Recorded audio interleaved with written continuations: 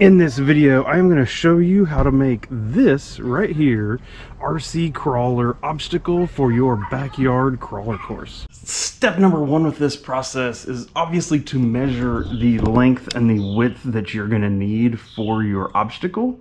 So I have determined that I need a 6-foot length and I want it to be 20 inches wide. That way it'll accommodate many different widths of vehicles. These are, what I've done is I've cut down a 4x4, a rough 4x4 into, it ends up being basically 1.5 by 1.5-ish. It's got some tweak to it. It's all reused wood. I typically tend to make my obstacles out of old wood that I have laying around because it's free, it's here. I suggest that you try to do the same if you have the option. Otherwise, some 1x1s, something like that would do you awesome here. So now that I've got my length and have my rough width laid out, I'm going to cut some more boards and I'm going to create, I need a slant here in order to allow approach. I then need some triangles on each one of these, and that's going to help us create that wobble back and forth. After just a little bit of work, here's where we sit. So here is the major triangle, 20 inches wide. So I made the pieces 20 inches long also. That should give me a very high angle as that truck comes up there. Should be very difficult. Right as it's coming back down off of that and starting to level out, it's going to get twisted and come up this one. These were about, I think this one was 12 inches tall.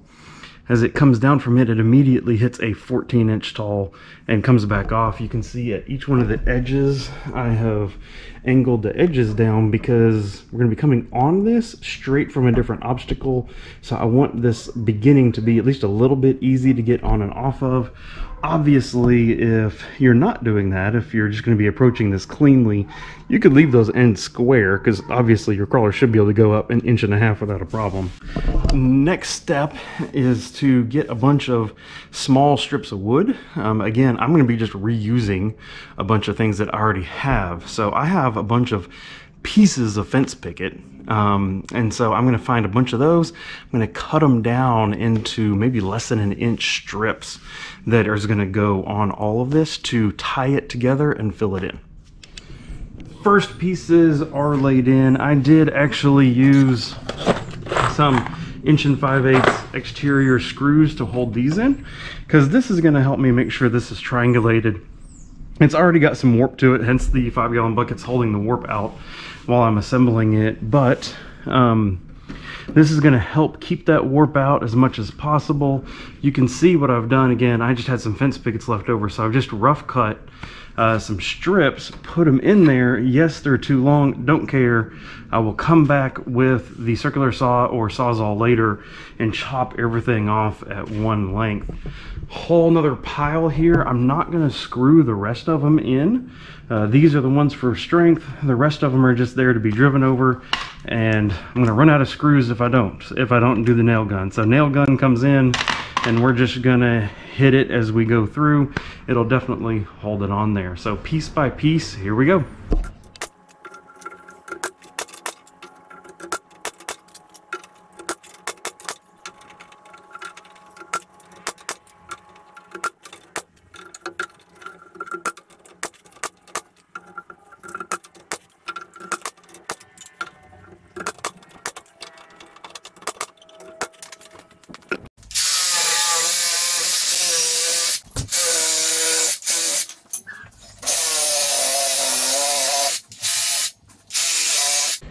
Look at that, there it is. It is officially mounted, looking gnarly. So the course did have the two kind of, what we call it, balance obstacles. I don't know really what you call it, precision driving.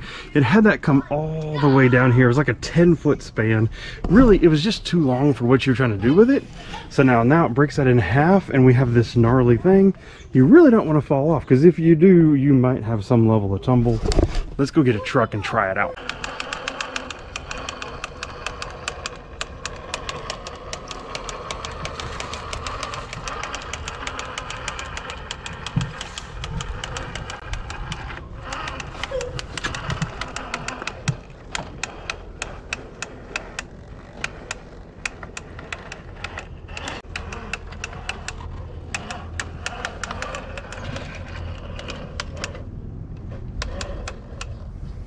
Oh, one wheel in the air. Look at the tire squish.